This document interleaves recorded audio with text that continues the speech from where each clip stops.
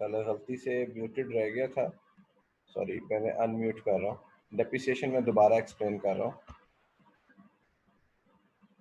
Depreciation depreciation के ऊपर मैंने दोबारा बात शुरू की थी। डेप्रिसिएशन जो है, यहाँ पर मैंने बताया था आपको कि डेप्रिसिएशन, इसमें जो पहली बात है वो है कि थर्ड शेड्यूल में डेप्रिसिएशन के रेट्स गिवन है। वो रेट्स क्या है? वो रेट्स जो थर्ड शेड्यूल के अंदर गिवन रेट्स हैं वो 10% है बिल्डिंग के लिए, कंप्यूटर एंड एसेसरीज के लिए 30% है, और बाकी तमाम एसेट्स के ऊपर डेप्रिसिएशन का रेट 15% है। लेकिन ये रेट आपको याद नहीं करने, ये रेट आपके पास एग्जाम में गिवन होंगे। ठीक है, खैर आसान से रेट्स हैं। 10% बिल्डिंग, 30% कंप्यूटर एसेसरीज और बाकी तमाम एसेट्स के लिए 15%। फिर कहता है वेयर, अब जिसमें हाईलाइटेड पोर्शन है वो पढ़ रहा हूँ। Where asset partly use for business और partly for other purposes proportionate depreciation is allowed. अब ये कैसे वर्क करेगा, इसके लिए इस एग्जाम्पल के ऊपर हम दोबारा चले जाते हैं। इस एग्जाम्पल में हमने पढ़ा था tax depreciation is allowed equal to 70,000 rupees. यहाँ पर अब इसको थोड़ा सा मैं मॉडिफाई करता हूँ। Tax depreciation is tax depreciation on assets is rupees 100,000. However, assets are used 70% for business and 30% for personal use. तो अब यहाँ पर टैक्स डेप्रिसिएशन जो है वो एसेट पर जब कैलकुलेट कर रहे हैं वो तो बन रही है 1 लाख रुपया, लेकिन लॉ क्या कहता है कि वो अलाउ कितनी होगी, वो डेप्रिसिएशन अलाउ होगी 70%। ठीक है, तो इसका मतलब ये हुआ कि हमारे पास यहाँ पर जो टोटल टैक्स डेप्रिसिएशन है वो 1 लाख रुपए की अलाउ नहीं होगी, बल्कि उसका 70% जो कि बनता है 70,000 रुपीज। तो 70% टैक्स डेप्रिसिएशन अलाउ होगी। तो asset partly for business use हो और पार्टली फॉर पर्सनल यूज हो, तो जो डेप्रिसिएशन मिलती है वो सिर्फ और सिर्फ उतनी मिलती है जितना एसेट के लिए बिजनेस में उस एसेट को इस्तेमाल किया जाए। जी सलमान, क्वेश्चन पूछे। जी सर, आम डेप्रिसिएशन और टैक्स डेप्रिसिएशन में सर फर्क क्या है? देखिए, जो नॉर्मल डेप्रिसिएशन है ना वो इंटरनेशनल अकाउंटिंग स्टैंडर्ड्स के मुताबिक होती है, सही। और उसकी जो रेट की कैलकुलेशन है उसके जो मुख्तलिफ मेथड्स हैं, उसमें रिड्यूसिंग बैलेंस मेथड भी हो सकता है, उसमें स्ट्रेट लाइन मेथड भी हो सकता है। वो मैनेजमेंट का ना एक एस्टिमेट होता है उसकी यूजफुल लाइफ का। ठीक है, सही। जबकि टैक्स लॉ ने कहा कि अब जो एस्टिमेट है, चूंकि अगर बाज बाज लोगों का एस्टिमेट थोड़ा सा फर्क हो सकता है, किसी का एस्टिमेट ज़्यादा हो सकता है, फिर डेप्रिसिएशन अकाउंटिंग में यूजफुल लाइफ के लिए मुख्तलिफ पैरामीटर्स भी हैं। तो वहाँ जी। पर जो जो जो इंटरनेशनल अकाउंटिंग स्टैंडर्ड है, अगर आपने IS 16 पढ़ा है तो जी। IS 16 में डेप्रिसिएशन के लिए बहुत सारी डिफरेंट बातें लिखी हुई हैं कि वो कब कब कैसे कैसे कैलकुलेट होगा। तो जी। टैक्स लॉ जो है ना वो डेप्रिसिएशन को यूज करता है, as a fiscal tool use करता है। वो सही। डेप्रिसिएशन को अलाउ तो करता है, लेकिन वो एक अपने रेट्स पर अलाउ करता है, क्योंकि गवर्नमेंट बाज़ औक़ात ये करती है। मसलन अभी आप आगे जाके पढ़ेंगे, बाज लोगों को गवर्नमेंट कहती है कि हम आपको पहले साल ही 90% डेप्रिसिएशन अलाउ करें। ठीक है, सही। अब जो सही। 90% डेप्रिसिएशन अलाउ कर रहे हैं, 90% तो ऐसे डेप्रिशिएट नहीं होता। तो ये जो जी। 90% जब डेप्रिसिएशन अलाउ कर रहे हैं, या बाज केसेस में इवन 100%, यानी आपको कहते हैं पूरी डेप्रिसिएशन, आपको पूरे एसेट की कॉस्ट अलाउ, वो क्यों अलाउ सही। करते हैं? वो डेप्रिसिएशन अलाउ इसलिए करते हैं ताकि उस बिजनेस को जब डेप्रिसिएशन मिलेगी तो क्या फायदा होगा? डेप्रिसिएशन से आपका एक्सपेंस इंक्रीज होता है, प्रॉफिट कम होता है। कम हो। सही। प्रॉफिट जब कम होगा तो टैक्स भी कम लगेगा। तो यस अगर सर। किसी शख्स को डेप्रिसिएशन ज्यादा मिल जाए तो इसका मतलब है उसे टैक्स कम देना पड़ेगा। कम। तो गवर्नमेंट उसे सही। इंसेंटिव देती है कि तुम ये फला काम करो, हम तुम्हें डेप्रिसिएशन ज्यादा दे देंगे। तो सही गवर्नमेंट सही जो है सही। ना डेप्रिसिएशन को वो जो यूजफुल लाइफ का कंसेप्ट है उसके साथ लिंक नहीं करती, बल्कि उसको एज ए सही। फिस्कल टूल यूज कर रही होती है। अभी क्लियर? मतलब ये बेसिकली टैक्स को कम करने के लिए अप्लाई होते हैं। हाँ, और बाज़ औक़ात टैक्स को ज्यादा करने के लिए, मसलन इनकम फ्रॉम अच्छा। अदर सोर्सेज में गवर्नमेंट ने कहा हम कोई डेप्रिसिएशन नहीं देते। सही सही सही ठीक सही है। सही। इसी तो तरह यहाँ पर हमने अभी तो अभी बात की कि डेप्रिसिएशन जी एसेट जो है वो तो अगर चाहे पर्सनल इस्तेमाल में हो चाहे बिजनेस इस्तेमाल में हो, डेप्रिशिएट तो हो रहा है ना। लेकिन जी जी टैक्स जी। लॉ उसकी डेप्रिसिएशन अलाउ नहीं कर रहा अगर वो पर्सनल इस्तेमाल में है। वो कह रहा है सिर्फ उतनी डेप्रिसिएशन अलाउ करूंगा जितना बिजनेस इस्तेमाल में। सही सही सही सही। तो बेसिकली इसमें ये होता है कि जो अकाउंटिंग डेप्रिसिएशन है उसको हम फिर ऐड बैक करके ऐड और जो बैक कर टैक्स देते हैं, डेप्रिसिएशन है वो लेस करते हैं वो उसमें से। क्लेम करते हैं जय वो ठीक जो ठीक है ठीक। इस सवाल में मैंने की हुई है। ठीक है। जी जी सर समझ गया, ठीक है, thank you sir. Okay. Okay.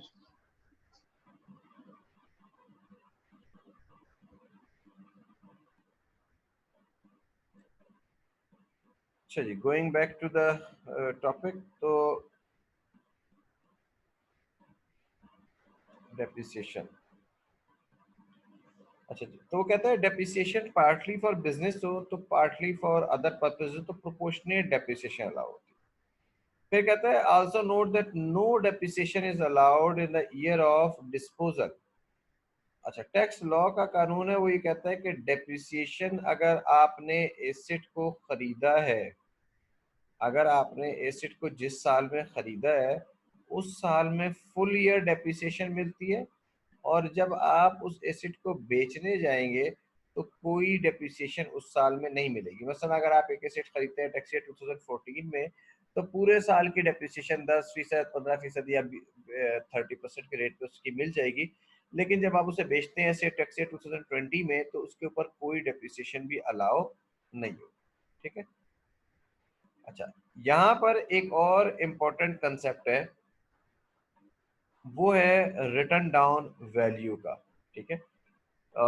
Sorry, पहले ये मैं रेड वाला बुलेट पढ़ दूं फिर आगे चलता हूँ। Depreciation of exempt period taken into account for calculation of written down value after exempt period as well.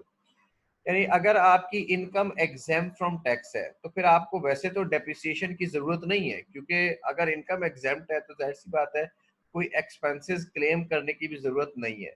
लेकिन जब एग्जामेशन खत्म होगी उस वक्त क्या करेंगे, तो टैक्स लॉ कहता है कि एग्जाम पीरियड में डेप्रिसिएशन कैलकुलेट करते रहेंगे, और जब एग्जाम पीरियड खत्म हो जाएगा तो उसके बाद जो रिटर्न डाउन वैल्यू होगी उसके मुताबिक आगे डेप्रिसिएशन कैलकुलेट होगी। इसकी एग्जांपल मैं आपको करा देता हूँ।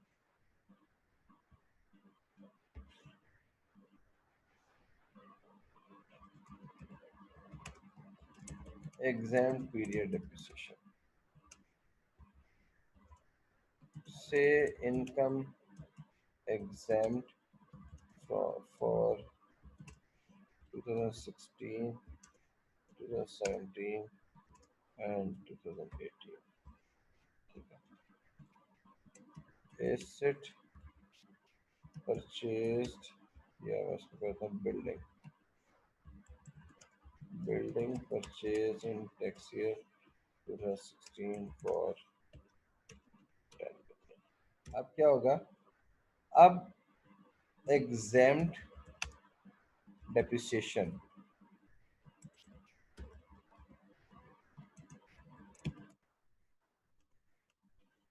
2016 कैलकुलेट करेंगे एट द रेट ऑफ 10%। ठीक है, जो कि आ जाएगी 1 मिलियन, 10 मिलियन का 10%। डेप्रिसिएशन फॉर 2017, ये से कैसे कैलकुलेट करेंगे, 10 मिलियन माइनस 1 मिलियन इंटू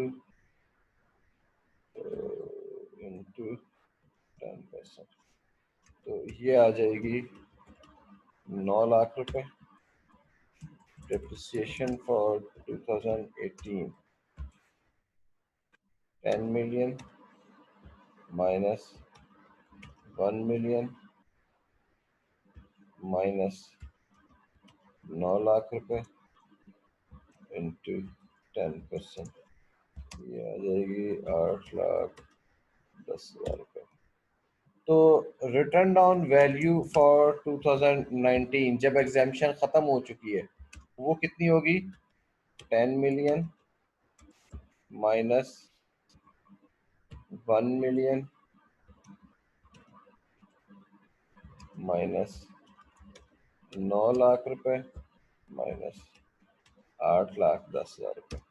तो इसके ऊपर जो रिटर्न डाउन वैल्यू है उसके ऊपर 10% डेप्रिसिएशन कैलकुलेट करेंगे। यानी ये आप नहीं कर सकते, आप कहें कि यार मैंने तो 2016 में एसेट खरीदा था, उस वक्त मेरी इनकम एग्जेम्प्ट फ्रॉम टैक्स थी, तो मेरे तो डेप्रिसिएशन मिली कोई नहीं, तो मैं 2019 में आके जो एक्चुअल कॉस्ट थी 10 मिलियन उस पे ही डेप्रिसिएशन क्लेम करना शुरू कर दूं। ऐसा नहीं होगा। रिटर्न डाउन वैल्यू कैलकुलेट होगी। रिटर्न डाउन वैल्यू कैलकुलेट होने के बाद उस जितनी डेप्रिसिएशन है पिछले 3 साल की, जो अगर इनकम एग्जेम्प्ट ना होती तो जब डेप्रिसिएशन चार्ज होती उसी तरह से कैलकुलेट होगी, और फिर जो रिटर्न डाउन वैल्यू आएगी उसके ऊपर डेप्रिसिएशन कैलकुलेट होगी। ये बात समझ में आई है सबको? कोई क्वेश्चन है तो पूछे।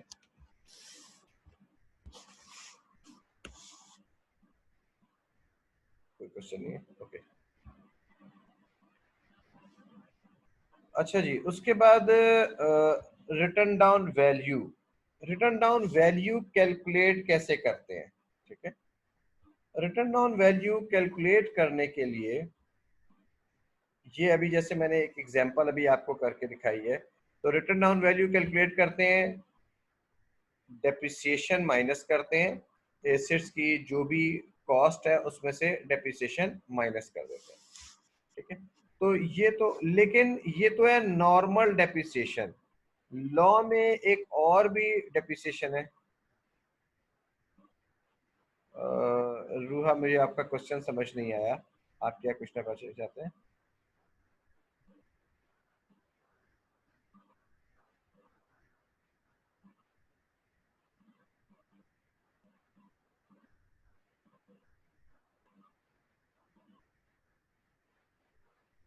देखें, इसके अंदर ना WDV पे कैलकुलेशन का आपने, रूहा आपने और मरियम ने कहा, डेप्रिसिएशन की कैलकुलेशन का तरीकाकार वही है रिटर्न डाउन वैल्यू मेथड वाला, लेकिन टैक्स लॉ ने क्या किया? टैक्स लॉ ने डेप्रिसिएशन का रेट फिक्स कर दिया 10% के ऊपर। ठीक है, अब हो सकता है कंपनी अपने अकाउंट्स में जो डेप्रिसिएशन चार्ज कर रही हो वो 5% पे चार्ज कर रही हो, कंपनी अपने अकाउंट्स में जो डेप्रिसिएशन चार्ज कर रही हो वो 15% पे चार्ज कर रही हो।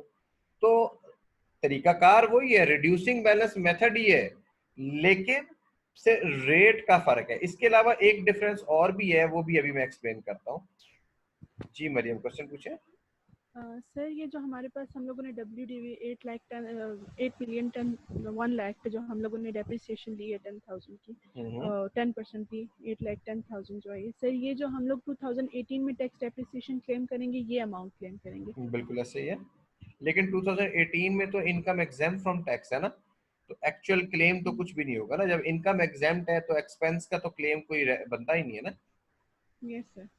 सर जो 2019 में क्लेम करेंगे वो इसकी जो रिटर्न डाउन वैल्यू हाँ, वो इसकी होगी। रिटर्न डाउन वैल्यू होगी, उसके ऊपर हम 10% लगा देंगे। Okay sir, thank you sir. ठीक है, ओके, थैंक यू। अच्छा जी, अब ये तो हो गई नॉर्मल डेप्रिसिएशन। ठीक है, लेकिन टैक्स लॉ के अंदर, टैक्स लॉ में apart from normal depreciation, apart, अब आते हैं इनिशियल अलाउंस के ऊपर।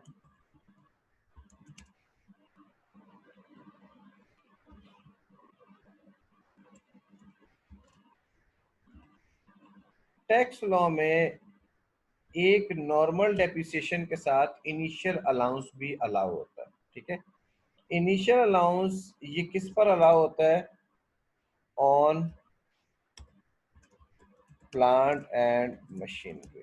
ठीक है, प्लांट एंड मशीनरी के ऊपर लॉ ने कहा कि जनाब आपको एक इनिशियल अलाउंस भी मिलेगा।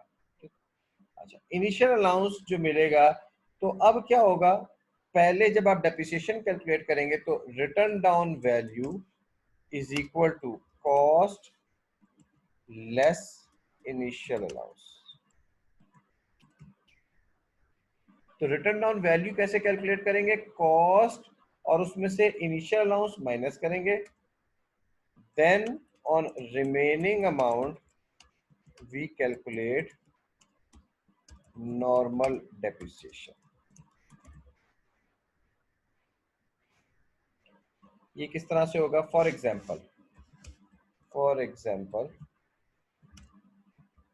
प्लांट एंड मशीनरी की कॉस्ट ये है आपकी, say for the sake of argument 10 million, जो अभी हमने ऊपर की, और से इनिशियल अलाउंस का रेट है 90%। ठीक है, 90% हर जगह नहीं होता, बाज़ जगहों पर डिफरेंट भी होता है, लेकिन अभी मैंने सिर्फ इस एग्जाम्पल के लिए 90% लिया है। ठीक है, तो इनिशियल अलाउंस कितना हो जाएगा? 9 मिलियन का। ठीक है, और फिर नॉर्मल डेप्रिसिएशन कैसे कैलकुलेट होगी? Is equal to 10 million minus 9 million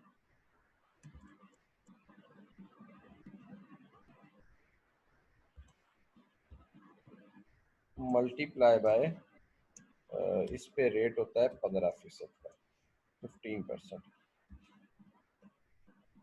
तो ये बन जाएगा 1 मिलियन का 15%, तो normal depreciation is equal to 1,50,000। Total depreciation for the year is equal to 9 million plus 1,50,000 रुपए, तो हो जाएगी ये 9,150,000। Written down value at the end of year is equal to, ये रह जाएगी 8,50,000 रुपये। ठीक है, ये मैं फर्ज किया, ये कौन सा साल है? कॉस्ट टैक्स ईयर 2018 है। ठीक है, for tax year 2019, tax year 2019 में क्या होगा? 8,50,000 for tax year 2019 depreciation is equal to 8,50,000 multiply by 15%। तो टैक्स ईयर 2019 में जब मैं डेप्रिसिएशन कैलकुलेट करूंगा, तो अब मैं डेप्रिसिएशन किस अमाउंट पे कैलकुलेट करूंगा? 8,50,000 रुपए का 15%। अब आप इस सवाल में देखेंगे कि इसके अंदर आपको जो फिर टैक्स ईयर 2019 में डेप्रिसिएशन मिलेगी, वो मिलेगी 1,27,500 रुपए। तो पहले ही साल आपको 9.1 मिलियन की डेप्रिसिएशन मिल गई है। 10 मिलियन का खरीदा था और 9.1 मिलियन की डेप्रिसिएशन आपको पहले साल ही मिल गई है, जो कि अकाउंटिंग में ऐसा नहीं होता। अकाउंटिंग में ऐसा नहीं होता। अकाउंटिंग में स्टैंडर्ड रेट्स होते हैं और उन्हीं के मुताबिक नॉर्मल डेप्रिसिएशन कैलकुलेट होती रहती है। टैक्स लॉ में नॉर्मल डेप्रिसिएशन भी मिलती है, इनिशियल अलाउंस भी मिलता है, और इसके अलावा नॉर्मल डेप्रिसिएशन के रेट्स भी फर्क हो सकते हैं। तो टैक्स लॉ में जो डेप्रिसिएशन कैलकुलेट होती है उसका क्या प्रिंसिपल है? नंबर 1, रिड्यूसिंग बैलेंस मेथड के ऊपर कैलकुलेट होती है। नंबर 2, अगर asset use for business and asset partly use for other purposes है तो प्रोपोर्शनेट आपको डेप्रिसिएशन मिलती है। नंबर 3, डेप्रिसिएशन का रेट भी फर्क हो सकता है नॉर्मल डेप्रिसिएशन का। इसके अलावा हो सकता है कि आपको इनिशियल अलाउंस मिल जाए, जो कि प्लांट एंड मशीनरी पर मिलता है, हर एसेट पर नहीं मिलता। प्लांट एंड मशीनरी के ऊपर इनिशियल अलाउंस आपको मिल जाता है। तो ये है डेप्रिसिएशन अंडर सेक्शन 22 का कुछ इब्तदाई। बाकी कल इंशाल्लाह ताला डिस्कस करेंगे। आज से कोई क्वेश्चन है तो आप लोगों के तो पूछ लें।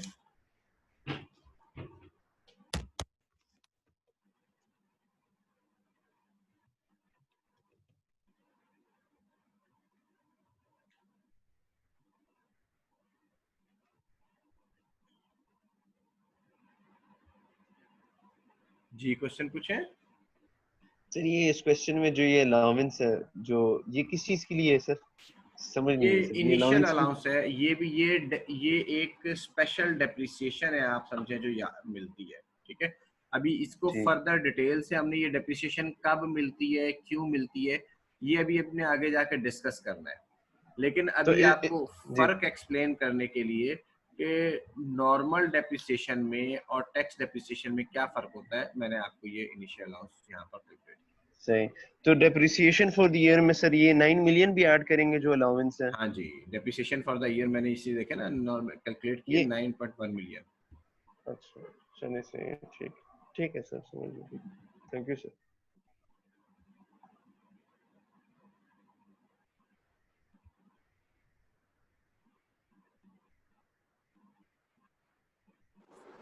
जी सरोज, क्वेश्चन पूछे।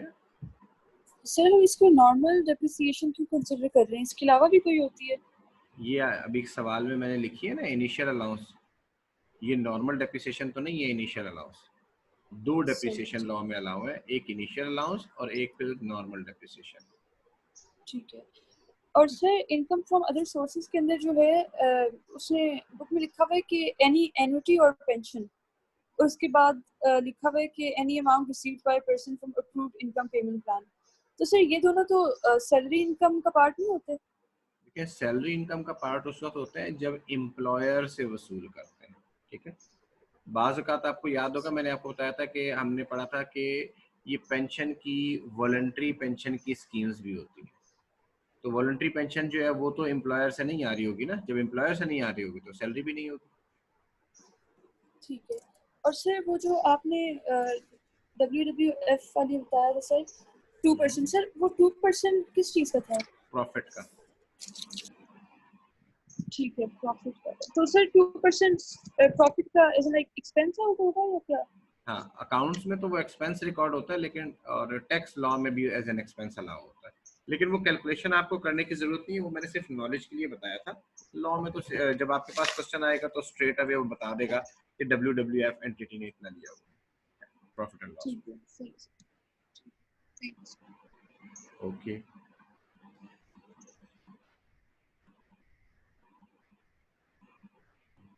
जी किसी का कोई और क्वेश्चन है? कोई क्वेश्चन नहीं है? Okay, thank you very much. कल इंशाल्लाह ताला हम दोबारा मुलाकात करेंगे। अल्लाह हाफिज। ओ सॉरी, चैट बॉक्स में क्वेश्चन लिखा हुआ है अबू बकर का। सर ये रेट्स याद करने हैं सब? नहीं, ये डेप्रिसिएशन के रेट्स आपने याद नहीं करने। डेप्रिसिएशन के रेट्स आपको एग्जाम में गिवन होंगे। हाउएवर इनिशियल अलाउंस जब हम जाके पढ़ेंगे तो वहाँ इनिशियल अलाउंस आपको याद करना पड़ेगा कि वो किस चीज़ पर कितना मिलता है, लेकिन वो उधर वो आसान है, वो कोई इतना मुश्किल नहीं है। वो जब इनिशियल अलाउंस पढ़ेंगे तो फिर मैं आपको एक्सप्लेन कर दूँगा। और किसी का कोई question? Okay, thank you very much. Tomorrow इंशाल्लाह। अल्लाह हाफिज।